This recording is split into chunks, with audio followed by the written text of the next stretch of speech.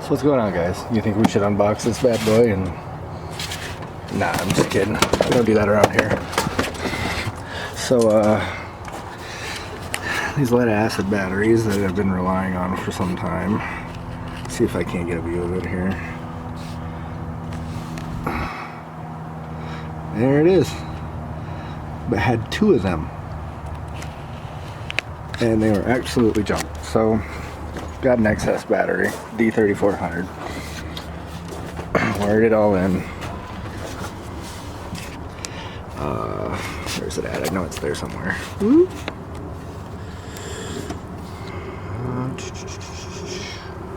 it's probably under the cables, ain't it?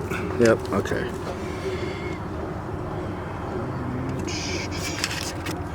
Let's see if I can't see it this way.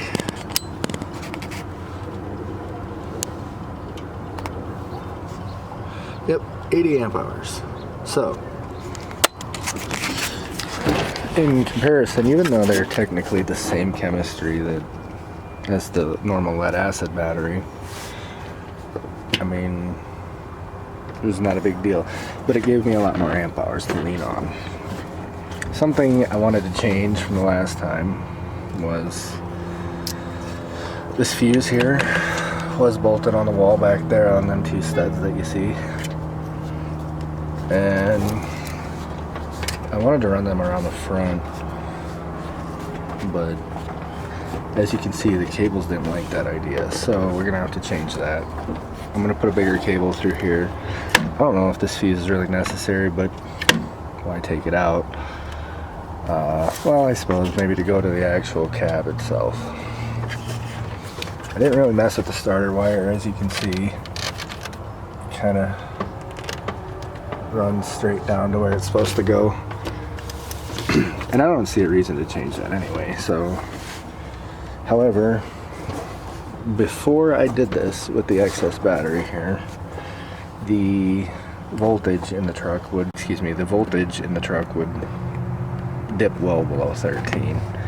You know, there was a couple times I even got it below 12. So we had to do something. Got the battery, running around.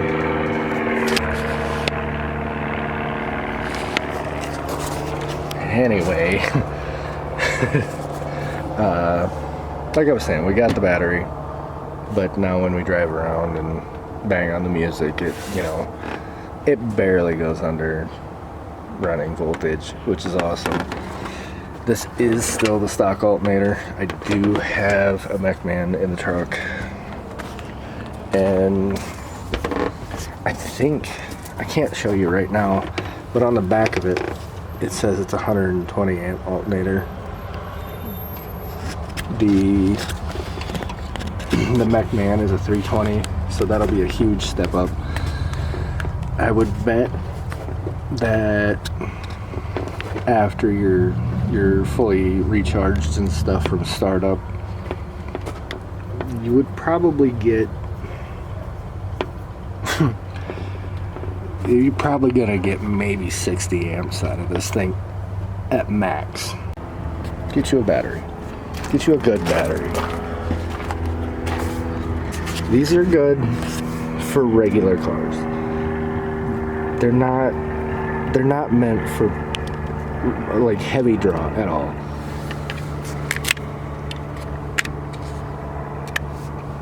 And at the end of the day, go ahead, hook your amp to that.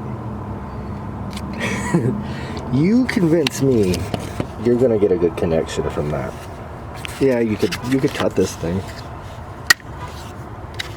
I mean, I think you can actually open this. Yeah. But once it's open, I mean, you can actually see that it's really nothing more than just a piece of protection for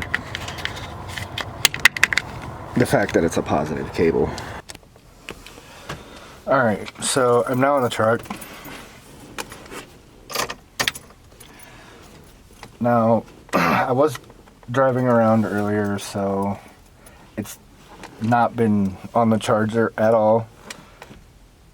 It's just sat here. The only voltage I've used since getting back is literally just opening the door. So this is its current resting voltage.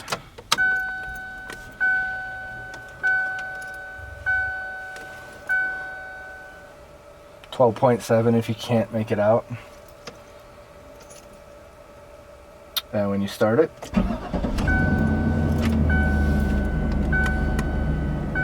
at 14.4.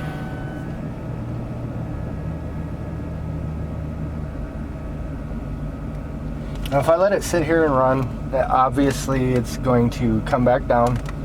Anybody that's been doing this long enough knows that.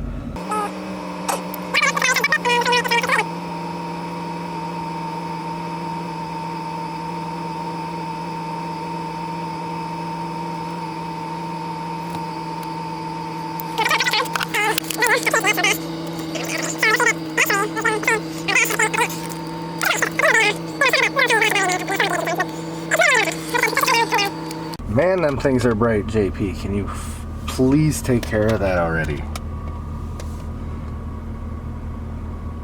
It's literally blinding at night. I've heard people using tint and all kinds of things to bring that down.